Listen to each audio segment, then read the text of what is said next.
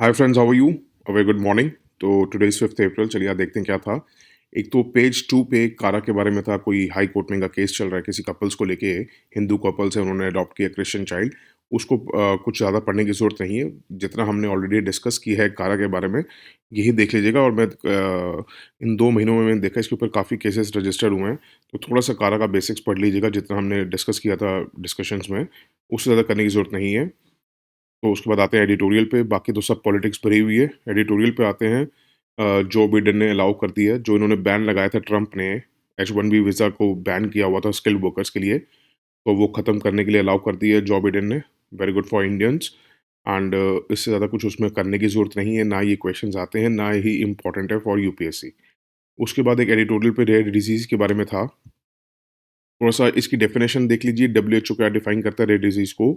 6.5 to 10 persons पर 10,000 people अगर हो रहा है, तो it is called rare disease as per WHO. और रिसेंट नोटिफ़िकेशन भी आ गई है गवर्नमेंट की तरफ से, पॉलिसी फॉर रेयर डिजीज़ 2021। उन्होंने क्या कहा है कि फाइनेंशियल सपोर्ट दिया जाएगा for one time treatment of up to 20 lakhs which is very less. और क्राउड फंडिंग मैकेनिज्म भी किया जाएगा, इंट्रोड्यूस किया उन्होंने। रजिस्ट्री होगी फॉर रेयर डिजीज़ और प्रोवाइड्स फॉर अर्ली डिटेक्शन। इससे ज़्यादा इसमें करने की ज़रूरत नहीं है, क्योंकि रेयर डिजीज़ के ऊपर हमने काफ़ी लेक्चर्स बनाए हैं, 2-3 लेक्चर्स हैं मेरे ख्याल से, जिसमें हम जा सकते हैं कि रेयर डिजीज़ कौन-कौन सी हैं, क्या नहीं, जेनेटिक है या नहीं है, हेरिडिटरी होती है, नहीं होती है, वो सब हमने कर लिया। उससे ज़्यादा उसको करने की ज़रूरत नहीं है। और इस आर्टिकल में भी अभी इतना कुछ नहीं था कि इसको और ज़्यादा डिटेल में स्टडी किया जाए। तो सिर्फ़ आपको रेयर डिज़ीज़ का पता होना चाहिए। डब्ल्यूएचओ की डेफिनिशन थोड़ा-सा ज़्यादा ज़रूरी थी। ये पॉइंट पूछा जा सकता है कि डब एज़ पर डब्ल्यूएचओ कितने? आप वो 6.5 टू 10 की जगह 100 टू 200 दे सकते हैं। ऐसे एक अगर देंगे ना, तो ये ना मत सोचिएगा 11-12 देंगे या 3 टू 4 देंगे। ये देंगे तो एक्सट्रीम में वो देंगे, या तो 100-200 देंगे या बिल्कुल ही 1 या 2 देंगे, ताकि लोगों को पता चल जाए कि क्योंकि 6.5 टू 10 है, तो 11-12 या 5-6 नहीं पूछेंगे कभी भी। एक्सट्रीम में देते हैं, जब भी देते हैं, फ़र्क देते हैं तो। उससे ज़्यादा और गवर्नमेंट की नोटिफ़िकेशन ये आई है, इससे ज़्यादा कुछ करने की ज़रूरत नहीं है। उसके पास पेज 10 पे था, अभी एक एडिटोरियल और है, वो सेकंड नोट में है, अभी डिस्कस करेंगे। एक पेज 10 पे था, ये थोड़ा-सा आपके लिए ना, जब डाउन ट्रॉडन या सोसाइटी के बारे में क्वेश्चन आता है, सोसाइटल इश्यूज़ के बारे में क्वेश्चन आता है, उसके कंक्लूजन में आप लिख सकते हैं कि सुप्रीम कोर्ट जस्टिस अर्ज्ड। दिया तो ये रमन्ना जी ने है, who is going to be chief justice of India, but अभी बने नहीं हैं। तो आप लिख सकते हैं कि उन्होंने एक लेक्चर में सुप्रीम कोर्ट जस्टिस लिखिएगा, दैट्स इट। या सुप्रीम कोर्ट भी लिख सकते हैं कि अर्ज्ड यंग लॉयर्स कि वो एजुकेट करें पुअर और वल्नरेबल अबाउट देयर राइट्स। ठीक है? कि उन्होंने कहा कि यंग लॉयर्स जो हैं should raise their voice against the, जो उनके साथ जाती होती हैं, against the poor by the state and the criminal elements.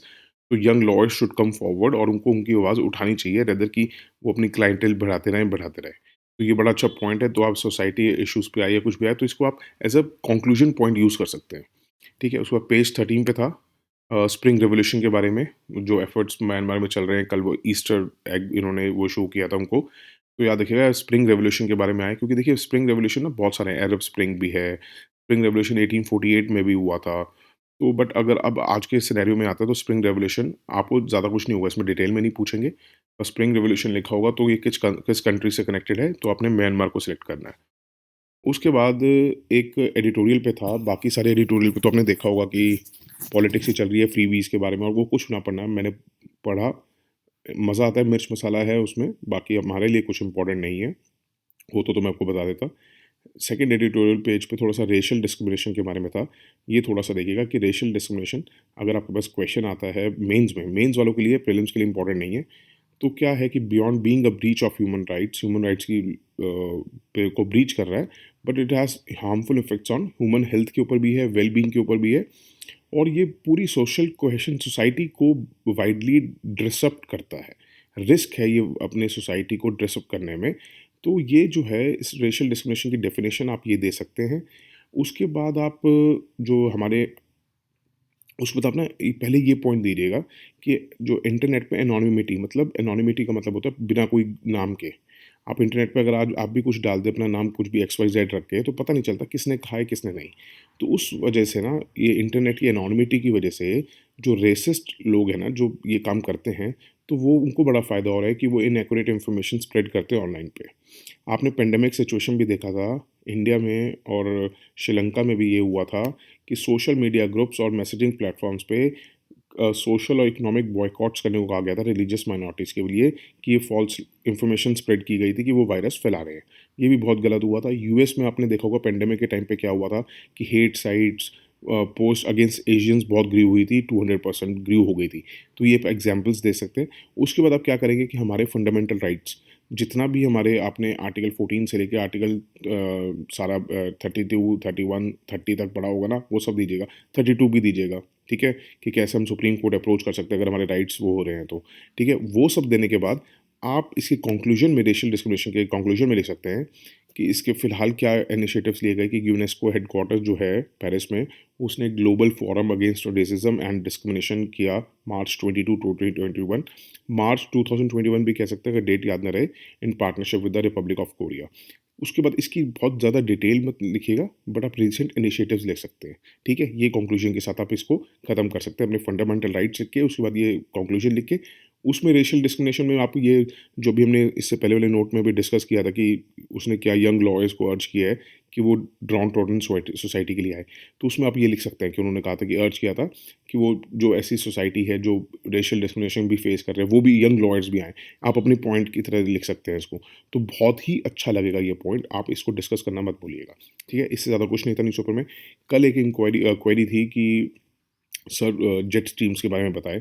देखिए शर्मा जी, ऐसा है, जेट स्ट्रीम्स एक ऐसा टॉपिक है कि उसको इंडिविजुअली नहीं पढ़ा जा सकता, ठीक है। जब तक आपको नॉर्थ ईस्ट ट्रेड विंड्स, जो भी विंड सर्कुलेशन पैटर्न्स है ना, हमारे डोलड्रम्स बनते हैं, हॉर्स लैटिट्यूड्स जो हैं, वो अगर जब तक हम नहीं पढ़ेंगे, प्रॉपरली नहीं उसको स्टडी किया जाएगा, तो आप जेट स्ट्रीम्स में नहीं जा सकते।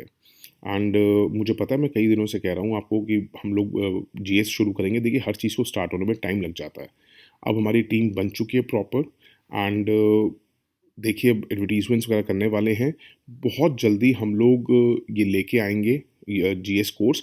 और आई होप कि हम लोग इस प्रीलिम से पहले ही एक प्रीलिम्स बूस्टर ले आएंगे जीएस के लिए, ताकि आप लोगों के ये, देखिए मैं मानता हूँ, मैं अगर समझाऊंगा तो बहुत अच्छी तरह समझा दूंगा, बट देखिए आपको नहीं समझ आएगा, क्योंकि क्या है कि इससे पहले आपको सारे विंड सर्कुलेट पैटर्न सब कुछ पता होने चाहिए। हाँ, नो डाउट इक्वेटर के पास वो ईस्टर्न चलती है, इसमें कोई डाउट नहीं है, ईस्टर्न फ्लो करती है, और ये ट्रोपोस्फेयर में होती हैं, कई बार ये स्ट्रेटोस्फेयर तक भी पहुंच जाती है, मेसोस्फेयर तक भी पहुंच जाती हैं, ये ईस्टर्ली जेट स्ट्रीम्स होती हैं।